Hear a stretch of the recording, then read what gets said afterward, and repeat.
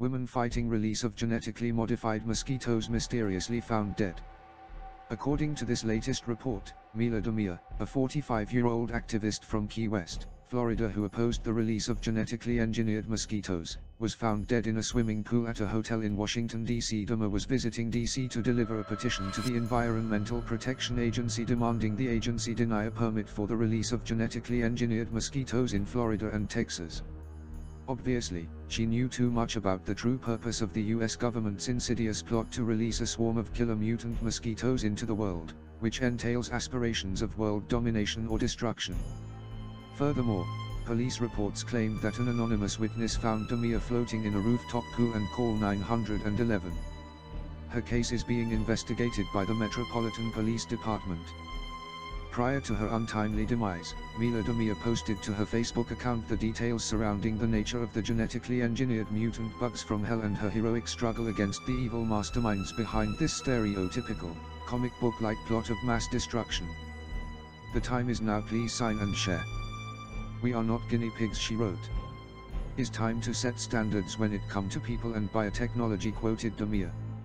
It is unknown if someone was monitoring her posts, mysterious phone calls being made to her house, or any suspicious persons lurking around her house in unmarked vehicles in her neighborhood.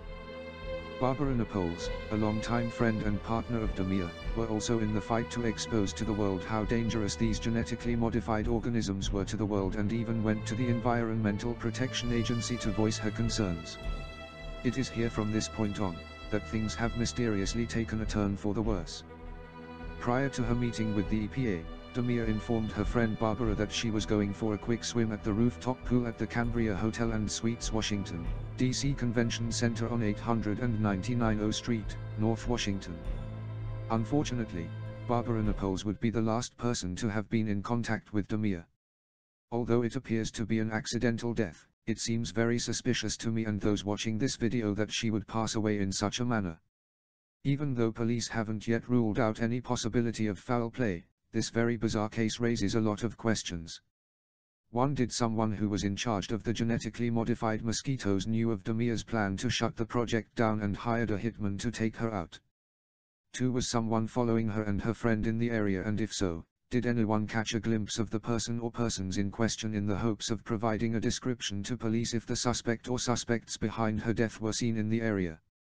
3. Were the mosquitoes in question being proposed not just for combating diseases, but for domestic and international military purposes? 4. Was there security footage of Demir walking to the rooftop pool of the hotel? Were there a suspicious person following her to the rooftop pool? 5. But what most people watching this video don't know is that these mosquitoes were created by a British biotechnology company known as Oxitec, the very same company whose mosquitoes Mias was trying to stop.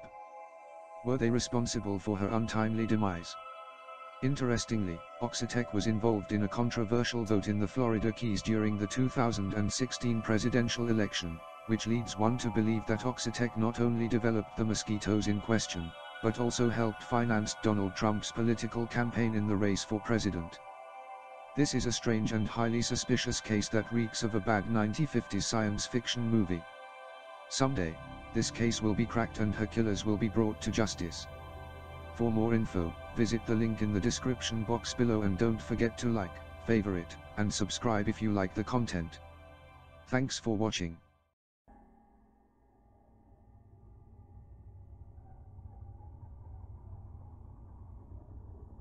Next question is from Mila Demir.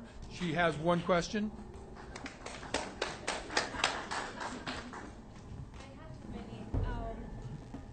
I have too many, but I guess I have to pick a one. That's going to be a question. Thank you, the FDA, to be here. Originally, the application experiment supposed to be 3 to 6 months and about 3 million mosquitoes. Supposed to be in Key West. Could you please explain to us how long and how many millions mosquitoes are expected to be released, and why the switch from Key West to Key Haven? Thank you. Thank you.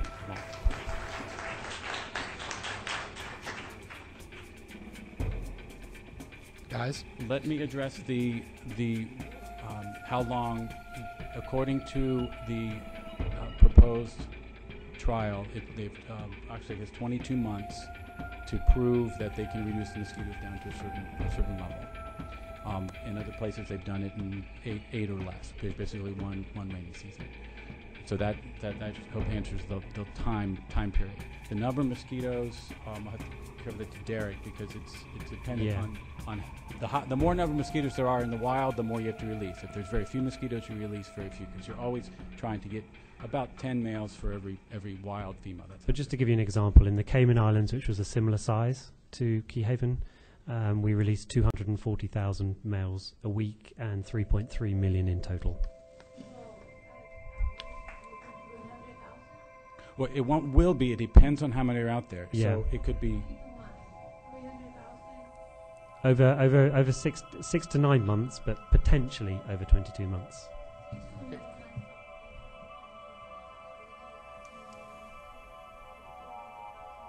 Yep. Well, but that would decrease in the cool season, like it is now. There aren't many mosquitoes out there, so the numbers you have to put out would be very low. So it's all based on the numbers in the trap. Just a note: we've released about 70 million of our males so far worldwide in other trials.